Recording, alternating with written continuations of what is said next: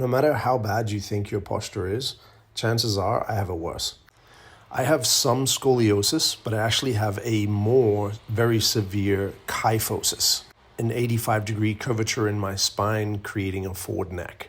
There's a triangle wedge-shaped vertebrae in there, which makes movements like this very challenging. It feels like I'm banging my head against the wall.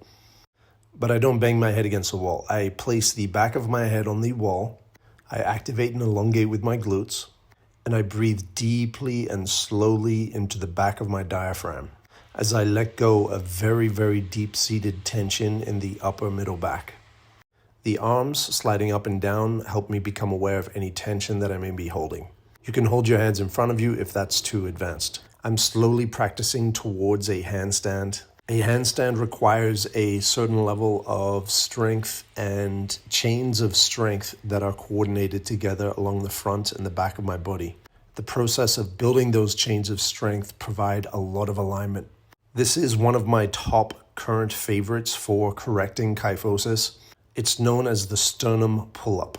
I'm pulling my elbows down, keeping my ribs tucked in, and allowing the thoracic to really extend through.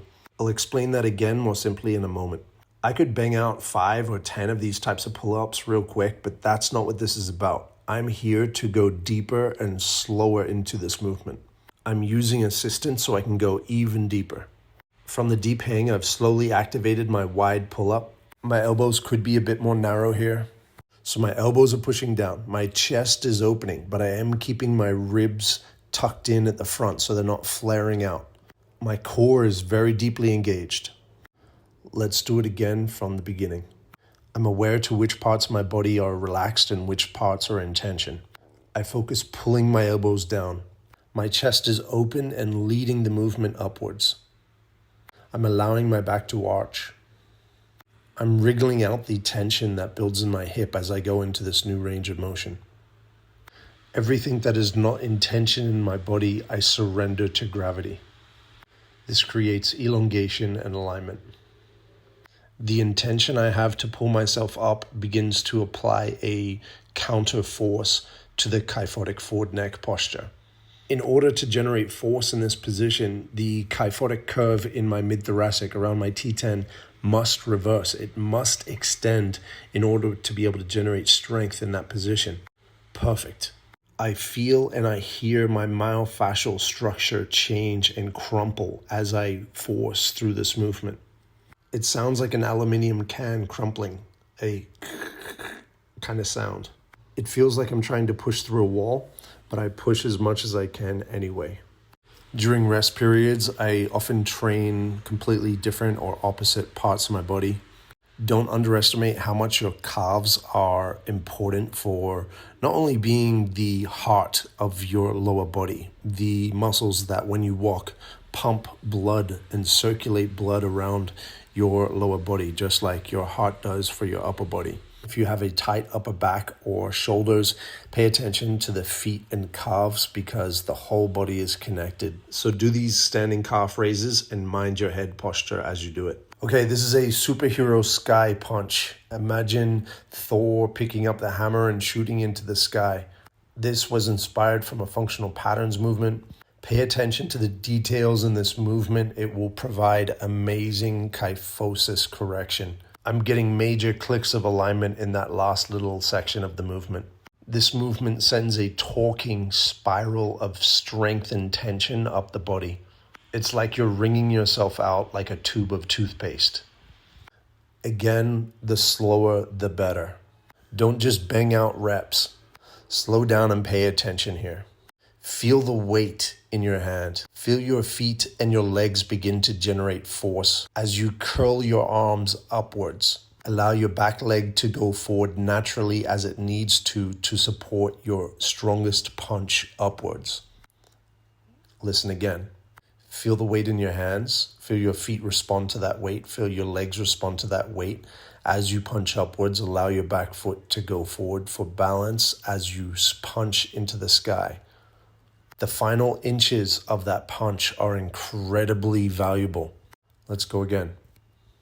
Switching sides. Feeling the weight in my hands, feeling my legs generate the force, feeling the curl, stepping forward to balance that curl, and then punching into the sky. If you don't feel amazing from this movement, then do it slower. Connect your feet to the earth. Feel the force through your legs. As you begin the curl, allow your opposite leg to slide forward and generate the force of the punch. You'll see there I'm squeezing out the alignment there at the end of this motion. If you have any weakness or tightness throughout different parts of this movement, then slow down even more and just focus your movement around that range. This isn't about rushing through it and getting the repetition done. This is about what you can learn, what you can suck out of the journey here from the process of learning how to do this smooth, slow, and stable. This is like ironing out your chain of strength. When we have scoliosis or kyphosis, we get imbalances and compensations in the body. Our body tenses up in order to hold ourselves up. And we just start generating strength from those compensations, just continually putting ourselves back into these states of tension. By slowing down and doing these types of movements right, generating force one by one through different parts of our body allow us to remember how these parts of our body should work together. Why do a bicep curl for your bicep when you can do a body curl for your entire body and connect the strength of your body together as it should?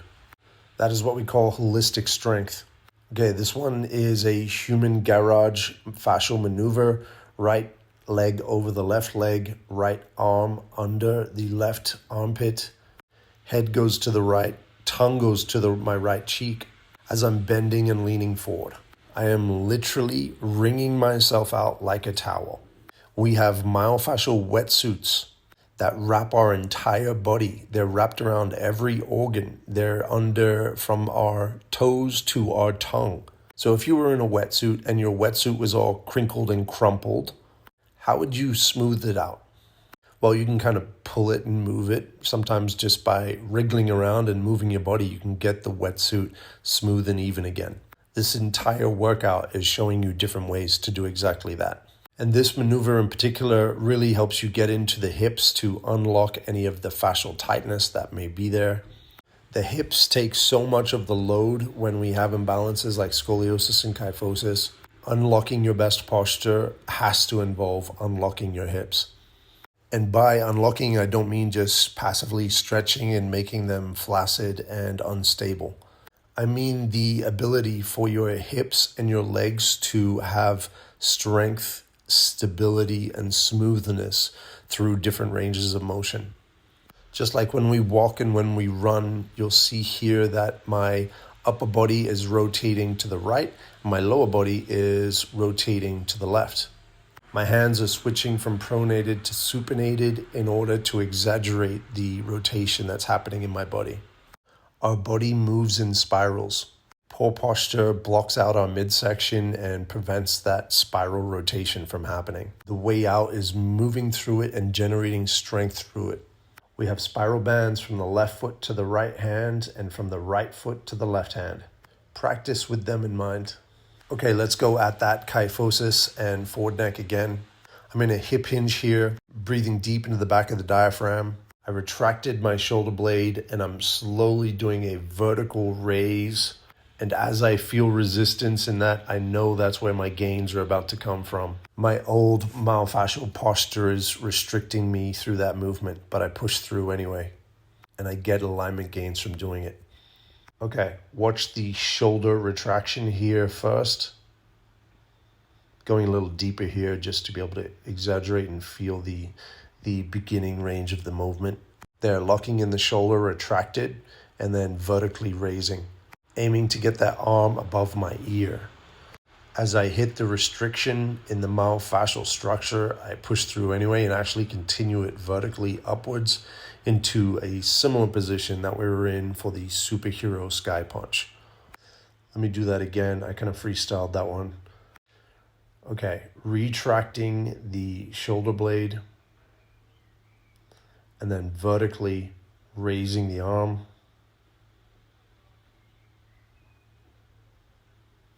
hitting a wall, but continuing through that wall, pushing against it, pushing through it. Feeling what my body needs here. If you've ever used the pen tool in Photoshop, you have a way to imagine what's happening here with the leverage that this small weight is creating. To be able to hold that small weight in my hand with my arm straight, my body has to adapt. And that adaptation that movement is forcing is creating alignment. The movement requires my upper thoracic to fire together to generate the strength to be able to do this movement. When we have imbalances like scoliosis, kyphosis, we don't have those muscles firing like that because a compensated structure of muscle and fascia is really where we're working from most of the time. Watch what happens when we push through it. I am literally buzzing right now. My nervous system is tickling right now from that adjustment that just happened. You can immediately see the improvement that happened in my posture.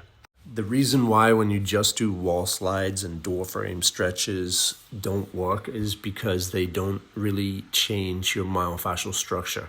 So once you do the exercise, your body just naturally goes back into your old compensated myofascial structure. Harnessing the power of these spiral torquing motions, you can actually change your myofascial structure. There's my compensated posture, holding that arm back, and then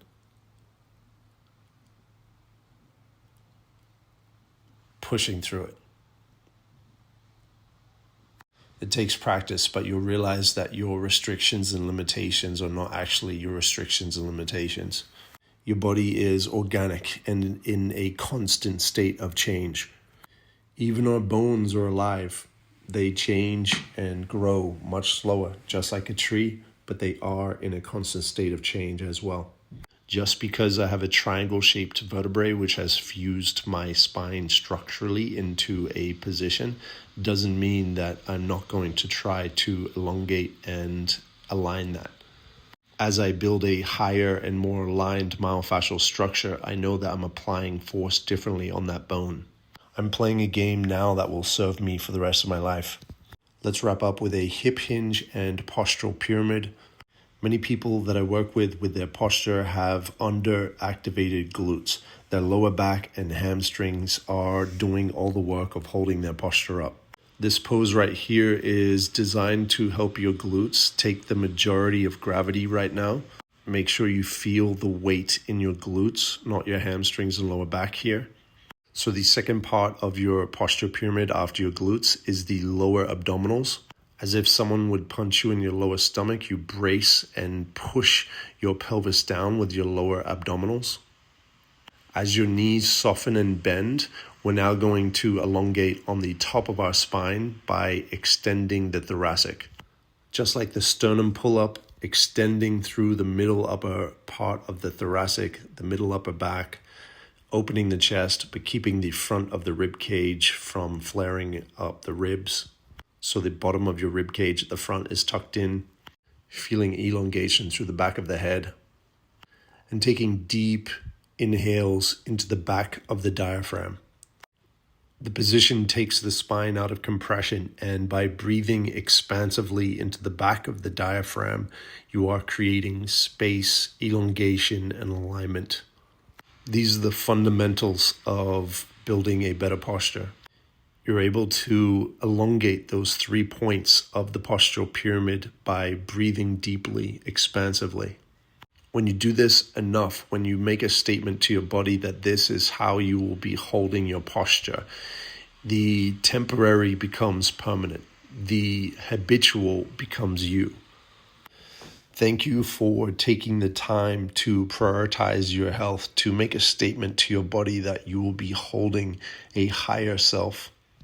I've made a free protocol called the Heightmaxxing protocol. It will walk you through the exact steps you need to take to learn everything and more that I've shown you in this video. You can access it at posturedojo.com. You can get there by taking a screenshot or scanning the code on the screen. We have over 900 members of people who are building their best posture. This is a very long journey, and you will need to access different tools and different techniques at different times. But I can promise you that the journey is rewarding. Avoiding and procrastinating and not doing the work only delays the issues that are coming down the line, as gravity does not quit. The sooner you become the sculptor and the builder of your own posture, the sooner you win, the sooner you're living a life without pain, the sooner you're looking better and feeling better. Thanks for tuning in. We'll see you in the next one.